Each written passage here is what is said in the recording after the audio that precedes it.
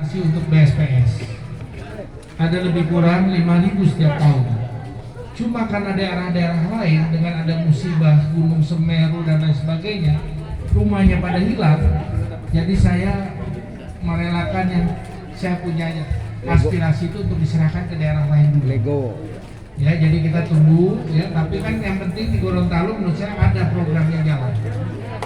Nah, yang kedua, Pak Lurah mana? Pak Lurah, saya tertarik yang tadi dibilang sama kepala ketua LPM tadi. Ya, saya memang ingin melihat mencoba mendesain ya, jangan dibilang langsung jalan ya. Memang saya lagi pikir waktu saya datang kemarin ini saya lihat-lihat jalan-jalan ini kayaknya indah benar di pantai. Nah, kita coba, memang saya merencanakan bisakah kita jadikan daerah tujuan wisata sambil sekaligus penataan rumah-rumahnya lagi ya, sehingga nanti kalau masyarakat mau makan ikan yang enak datangnya ke sini, iya kan? Nah, makanya harus ditata ulang, mesti ditata ulang rumahnya, tempat-tempat tinggalnya, toiletnya, masjidnya, mesti kita buat bagus. Nah, ini perlu waktu. Makanya salah satu saya datang kemarin juga mau melihat, mengingat kembali waktu saya melihat keindahan alam yang ada di sini. Ya, sehingga kalau kita bisa buat jadi satu desa wisata, kalau orang mau makan ikan enak di sini, ikan apa yang paling banyak dibawa sini? Ditangkap. Ikan tuna kan? Nah, orang mau makan ikan tuna, datang ke desa di sini, menikmati udara yang indah.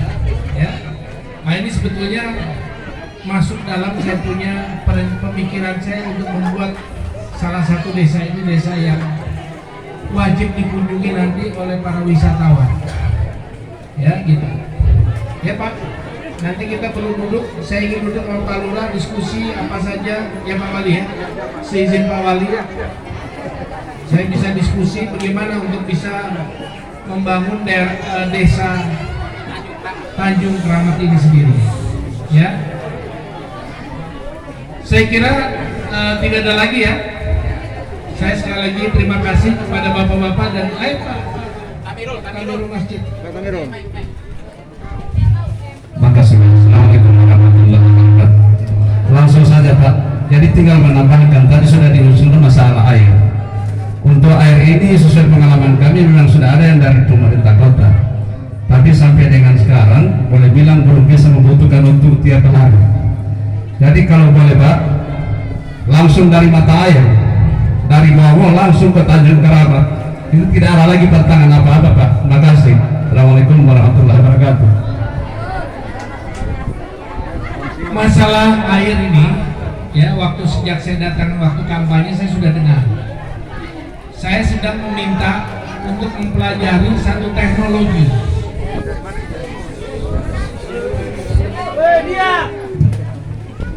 Ya, ada satu teknologi mengolah air laut menjadi air minum.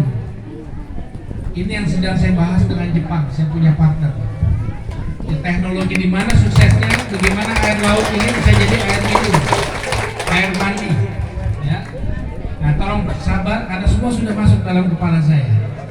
Ya, insya Allah saya kerjakan. Yang penting Bapak Ibu tolong doakan saya semua, kita sehat semua.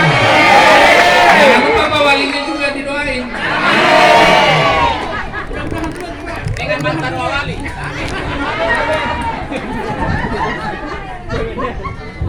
Jadi itulah tujuan saya kemarin ini, untuk melihat yang indah waktu saya kampanye, saya datang lihat. Nah, itu saya lagi berpikir bagaimana membuat kampung nelayan.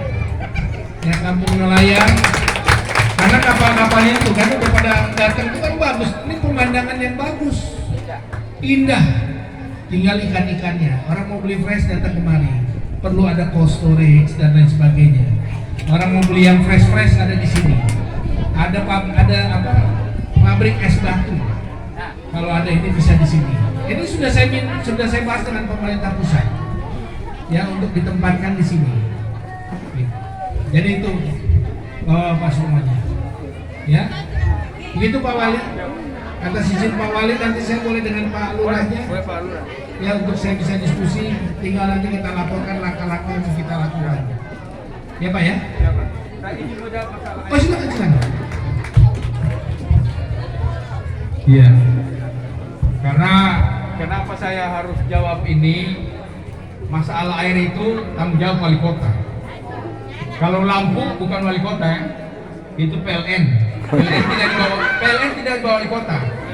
Jadi tapi walaupun air mati-mati, lampu mati-mati, wali kota di hujan tidak apa-apa. Karena itu bentuk pelayanan publik namanya. Jadi begini, masalah air. Dari 4 pembicara, 3 orang bicara masalah air. Berarti ini hal yang sangat penting. Iya loh? Tahun 2018 saya ketika kesini, masalah yang pertama dibicarakan masalah air. Pak, air di sini pakai jamu. Dehui bololo taluh. Betul toh? Bololo tawa po itu itake dia. Bololo itu itake po itu tiba dia. Adi tahu? Iya. Maka saya panggil kepala direktur PDAM. Coba apa yang jadi persoalan di ini? Dia bilang ada itu di Kelurahan Pohe. Bak air yang besar memang sudah dibangun beberapa puluh tahun lalu. Tapi ketika saya begitu diberi percayaan oleh masyarakat, saya lihat itu tidak berfungsi. Sekarang saya renovasi dan rehabilitasi difungsikan. Sekarang mau uji coba itu, dan itu sumber air daripada dia dialirkan ke Tanjung Kramat. Dia memenuhi kebutuhan air bersih untuk Kelurahan Pohe dan Tanjung Kramat. Tetapi karena itu belum jalan sebagaimana mestinya, ini mungkin jalan dalam satu ayat.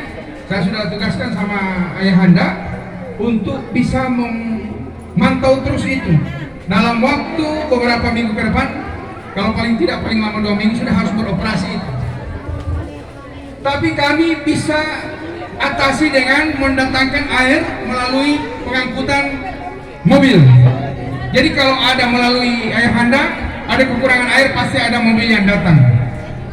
Itu jangka pendek ini kita bangun itu yang ada di Pohe itu Bapak. Jangka panjang dan sekarang sudah jalan.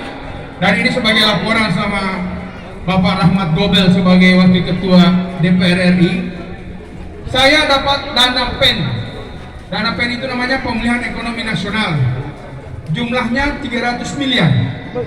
Untuk bikin jalan, bikin air bersih, bikin bagus drainase, bikin jaga kota, bikin ekonomi maju. Salah satunya untuk air bersih. Kenapa kurang air bersih di Kota Gorontalo? Kita ketahui bahwa cakupan pelayanan Kota Gorontalo ini baru 57%. Artinya dari PDAM yang bekerja sekarang baru 57% masyarakat kota yang bisa terlayani. Maka saya membuat rencana untuk menambah jumlah dari 328 liter per detik, saya jadikan 500 liter per detik. PDAM saya kasih uang 109 miliar dari PEN. Sekarang sudah bekerja. Saya bangun pertama yang di Tanggilingo itu dari 218 saya tingkatkan jadi 350 liter per detik. Saya tambah lagi yang di Botu, kemudian saya tambah lagi yang di Pulau Tada, kemudian saya bangun lagi yang di Dunggingi, dan kemudian yang ada di Petangan, kemudian yang ada di Leato. Itu jadi 550 liter per detik. Saya jamin Bapak dan Ibu sekalian, dan kalau ini tidak terbukti, datang lempar rumah dinas wali kota kalau tidak terbukti bahwa 2022 air sudah tidak ada masalah lagi. Ini yang saya sampaikan pada tahun 2018 di sini. Memang air susah ke sini. Karena apa? Pertama, masalah topografi. Topografi itu keadaan alam dari